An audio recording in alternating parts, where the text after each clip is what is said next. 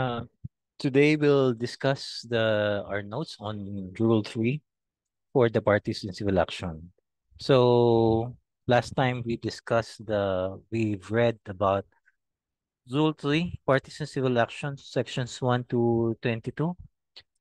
With regards to our notes, it's not about the 22 sections, but roughly about 14. Reason for that is some of the sections in this rule is self-explanatory. Okay, so important principles for this: who may be party, only natural or juridical persons or entities authorized by law may be parties in the civil action. Hence, animals such as dolphins cannot be parties to a civil action. Remember the resident marine mammals versus Reyes on our constitutional law 1 and 2.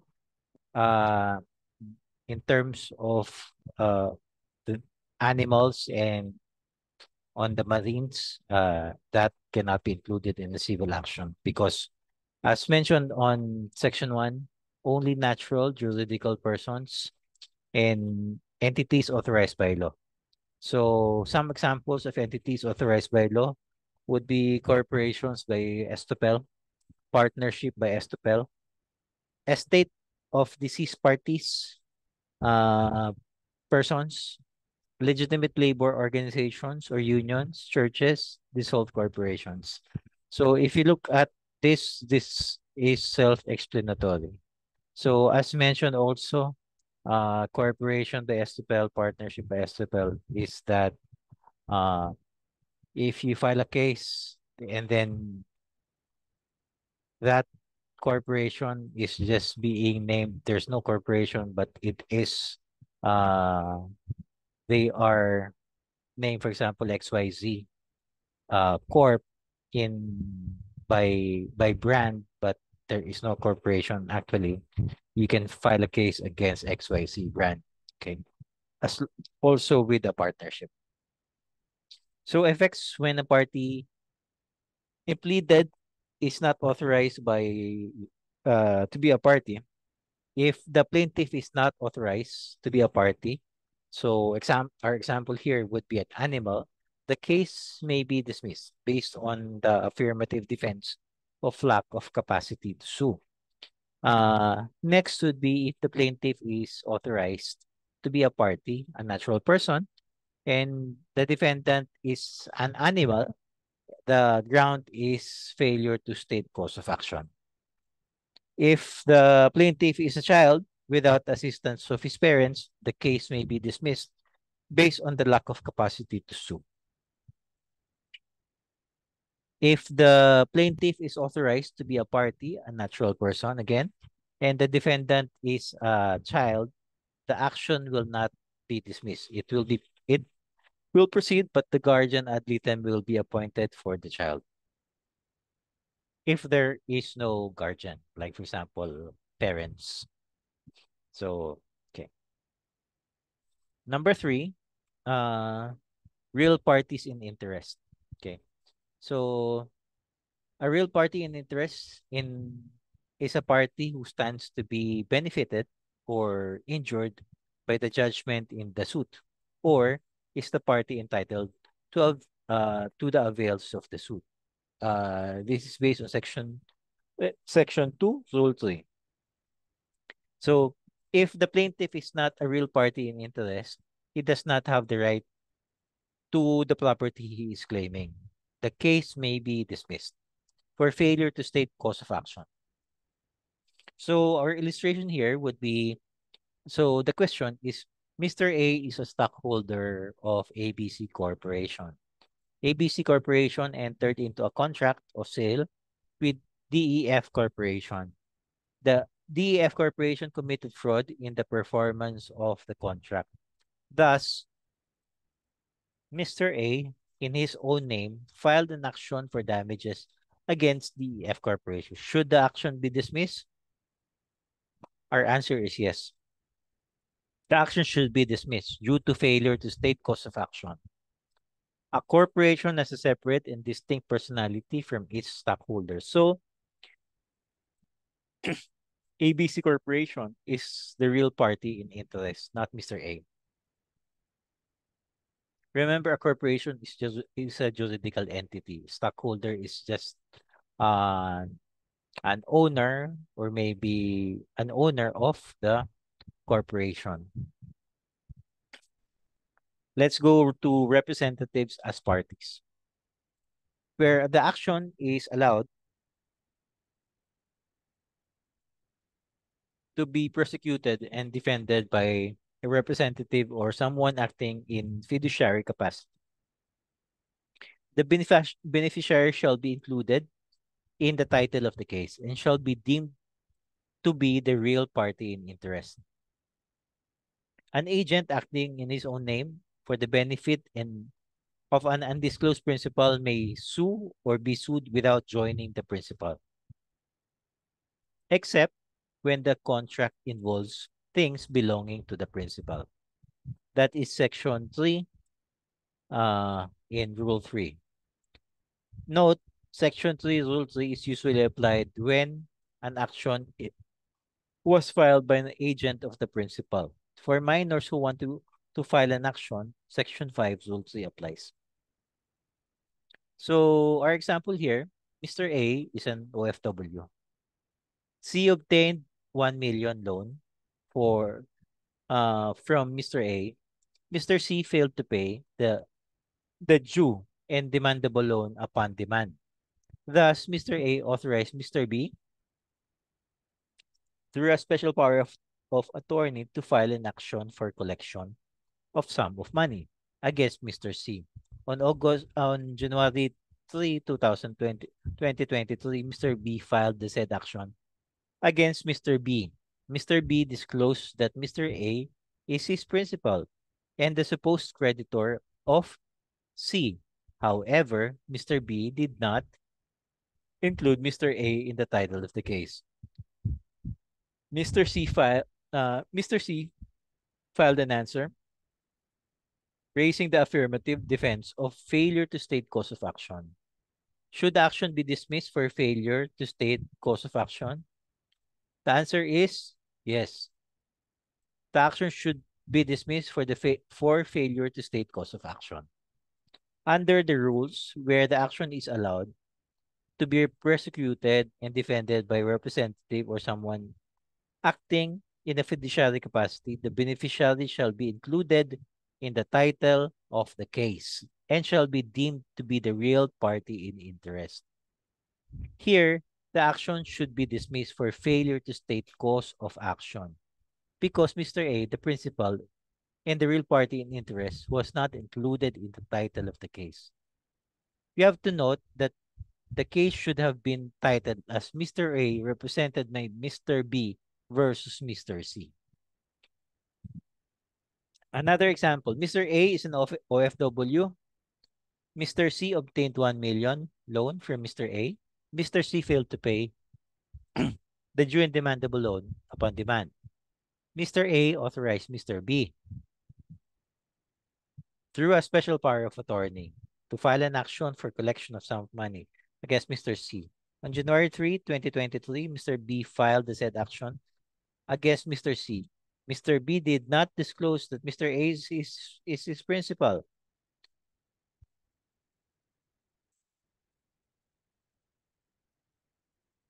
And the supposed creditor of Mr. C. Further, Mr. B did not include Mr. A in the title of the case. Mr. C filed an answer raising the affirmative defense of failure to state cause of action. Should action be dismissed? Yes. This is a repeat, sorry.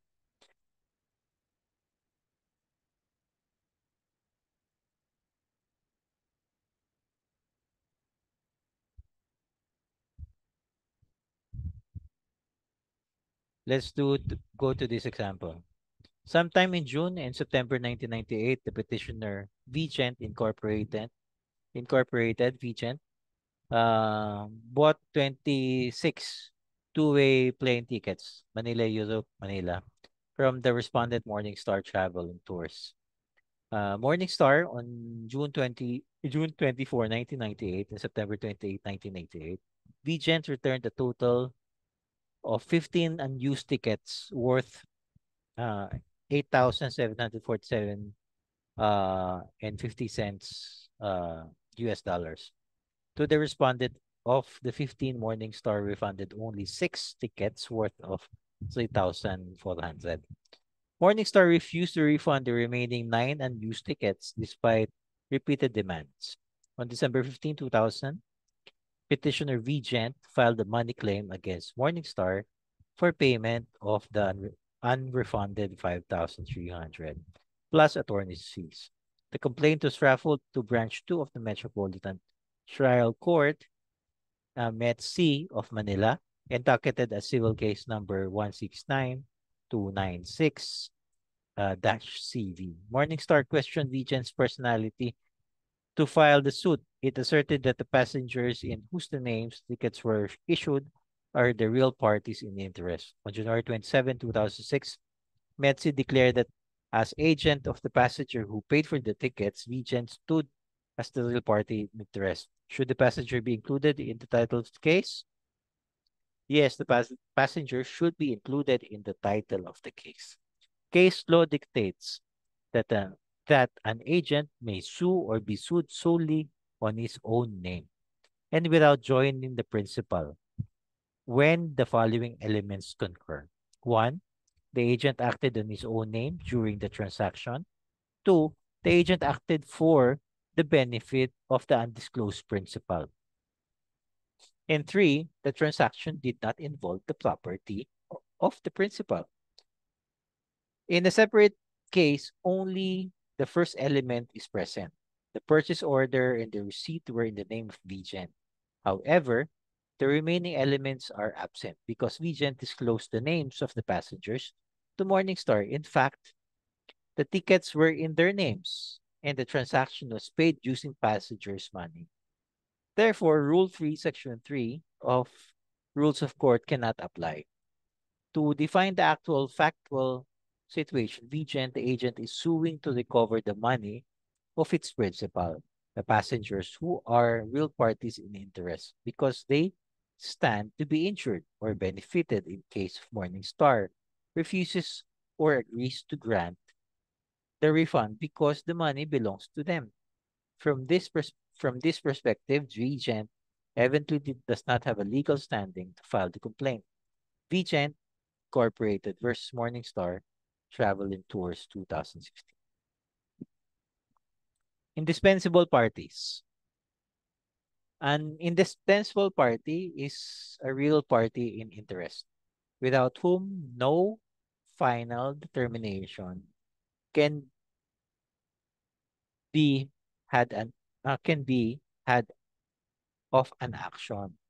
In other words, if this party will not be joined, the issues in the case cannot finally be determined. Example, Mr. A was the creditor of joint debtors Mr. B and Mr. C. Mr. B and Mr. C failed to pay the loan upon demand. Mr. A first filed an action against Mr. B. Is Mr. C an indispensable party? No, Mr. C is not an indispensable party because there can be a final determination of the action filed against Mr. B without impleading Mr. C. Why? Because the issues as to the share of the joint debtor can be resolved without impleading the other joint debtor. Each joint debtor is only an indispensable party with respect to his share and not to the share of the other joint debtor. What then is a joint debtor? A joint debtor is a necessary party. Under the rules, the necessary party is one who is not indispensable, but ought to be joined as a party. If complete relief is to be accorded, or for the complete determination or settlement of the claim subject of the action. A joint debtor is a necessary party because impleading all joint debtors would accord complete relief to the plaintiff creditor. It would allow him to completely settle the loan. Mr. A was the creditor of solidarity debtors Mr. B and Mr. C. Mr. B and Mr. C failed to pay the loan upon demand. Mr. A filed an action against Mr. B. Is, is Mr. C an indispensable party? No. Mr. C is not an indispensable party because there can be final determination of the action filed against Mr. B without impeding Mr. C. Why the nature of solidarity obligation does not make one an indispensable party. Oh, so what then is a solidarity debtor? A solidarity debtor is neither an indispensable party nor a necessary party. The nature of solidarity obligation does not make one an indispensable party. Living Sense versus Malayan Insurance. The solidarity debtor is is also not a necessary party. Why? Because in solidarity obligations, the creditor can proceed against one, some, or all of the solidarity debtors simultaneously for the payment of the obligation. Article 1216, Civil Code. Next, Mr. A filed an action for the conveyance for real property against Mr. B. The real property was registered in the name of Mr. B and Mr. C as co-owners. Is Mr. C an indispensable party? Yes, because there cannot be a final determination of the action filed against Mr. B without impleading Mr. C. Why is Mr. C an indispensable party? Because the true ownership of the property cannot be finally determined without giving Mr. C, a registered owner, an opportunity to present his side. Mr. A filed an action for ejectment against Mr. C. The real party was registered in the names of Mr. A and Mr. B as co-owners. Is Mr. B an indispensable party? No, because the final determination of the action can be had without impleading Mr. B. Why is Mr. B not an indispensable party? Because any one of the co-owners may bring an action in ejectment. Article 487 of NCC. Further, ejectment must be understood in its generic sense. Thus, it includes action publicana and action for the conveyance. Next would be the necessary parties. A necessary party is one who is not indispensable, but ought to be joined as a party. If complete relief is to be accorded, or for the complete determination or settlement of the claim, subject to the action. Hence, he is also a real party in interest. 7. Effect of non-joinder of indispensable parties. So, before judgment, neither misjoinder nor non-joinder of parties is a ground for dismissal of an action. Parties may be dropped or added by the order of the court on motion or on its own initiative at any stage of the action on such terms or as are just. Any claim against a misjoined party may be severed and proceeded with separately. Section 11, Rule 3. So after the judgment, any decision rendered by the court is null and void for want of jurisdiction. It is void not only as to the parties absent, but also to the parties present. If on appeal the higher court found that indispensable parties have not been joined, there are two effects. One, all of the actions of the lower court are null and void. And two, the case should be remanded to the lower court for the inclusion of the indispensable parties and for further proceedings.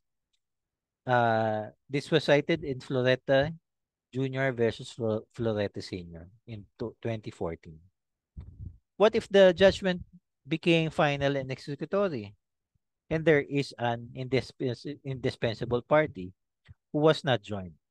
What's the remedy of the indispensable party who was not joined?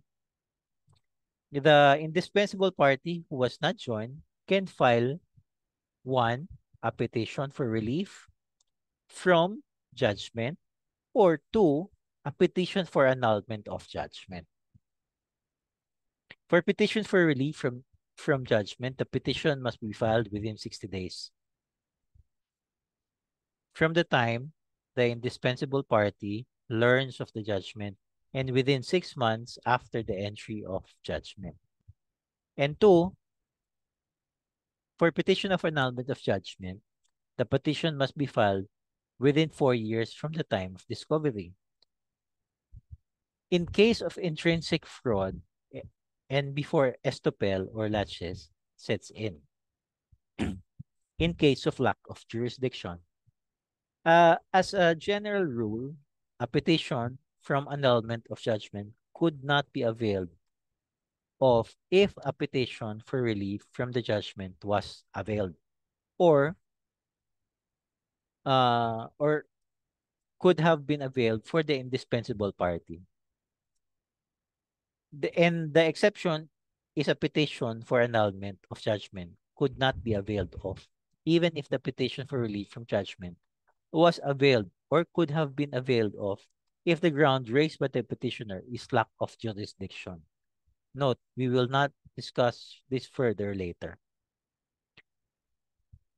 So, in short, non-joinder of an indispensable party is not a ground to dismiss the action, but non-joinder of an indispensable party will make the judgment void.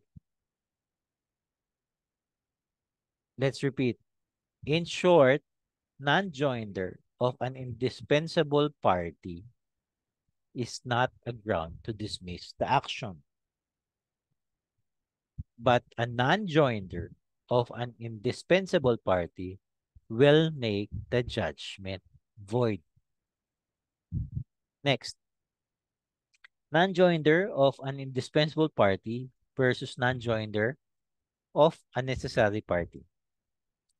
If an indispensable party was not joined, the court on motion or on its own initiative will order his inclusion. If the indispensable party was not joined by the plaintiff, despite order of the court, the case can be dismissed with prejudice for failure to obey the order of the court under Rule 17. And whenever a necessary party is not joined, the pleader shall set forth his name, if known, and shall state why he is omitted. Should the court find the reason for the omission unmeritorious, it may order the inclusion of the omitted necessary party, if jurisdiction over his person may be obtained. The failure to comply with the order for his inclusion without justifiable cause shall be deemed a waiver of the claim against such party. The non-inclusion of the necessary party does not prevent the court from proceeding in the action, and the judgment rendered therein shall be without prejudice to the rights of such necessary party. Note, to simplify, the failure to comply with the order to include an indispensable party may result to the dismissal of the case under Rule 17. On the other hand, failure to comply with the order to include a necessary party will not result to the dismissal of the case. Instead, the claim as to the party who was not included shall be considered waived. We will stop there and then we will do class suit on the next video.